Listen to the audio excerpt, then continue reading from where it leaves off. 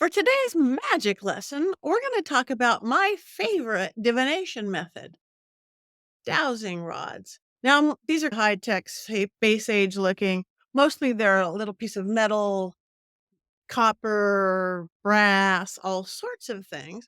But these, since I do so much work in the dark, actually glow in the dark. But they're all the same. And a lot of you use pendulums as things too. There's lots of things we can do. But somebody actually just asked me, I've got some of these and I don't know what to do. Number one, that what they are great for is the very best, almost put you in a meditative state. So if you've got some, if anybody ever hand you some, all of a sudden they are flying in circles and circles. That's your energy making it happen. One of the most important thing about working with any divination, whether again, a pendulum on your necklace on a string or your crystal on a string, is getting your energy out of it and you just being a conduit. So you want to, whether you do a breathing technique or relaxation technique, make them really slow. Then you have to get to know your rods or whatever that is. What is yes? What is no? Okay, rods. What is yes? Cross. Okay. What is no? Getting wider. That's very common, but yours might be different. Mine actually even get lots and lots of nuances.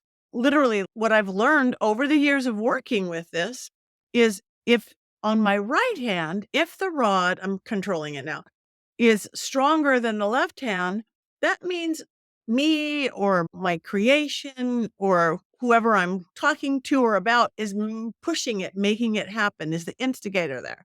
If it's left is stronger, then that means outside sources, somebody else, the gods are making it happen. So you will get lots of nuances like yes and no. All of a sudden, if it's, say, going over left is stronger, that means you're really trying for something, but maybe something's working against you a little bit. Or if it's left over right, maybe something or somebody's really trying to work for you, but you are not susceptible or you're not open to it.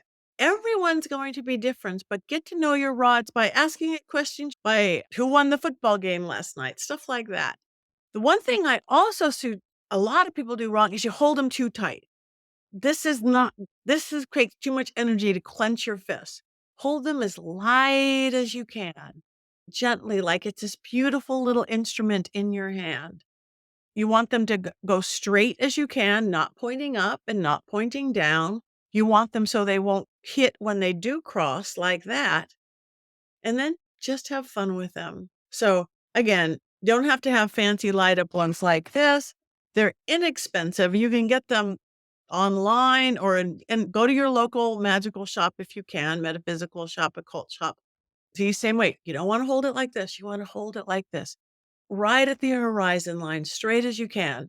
And then be very careful that you don't put people's eyes out. You don't put your eyes out, especially if you're first doing it and they're going around and around in circles. Be very careful. I actually have some that have little balls on the end once, which, if you're going to crowded people or lots of stuff, or you're on a paranormal investigation, you have to be very careful of that. But they're a beautiful divination tool, both to help give you answers. And believe me, point me towards where the spirit is, and they will guide you in ways.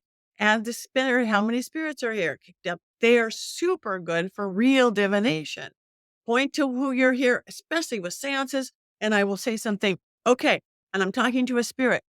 Point to the person, to your family member, and it will go right to whoever it's supposed to. So there are really great divination to confirm for yourself. And also, if you are with other people, it'll show them.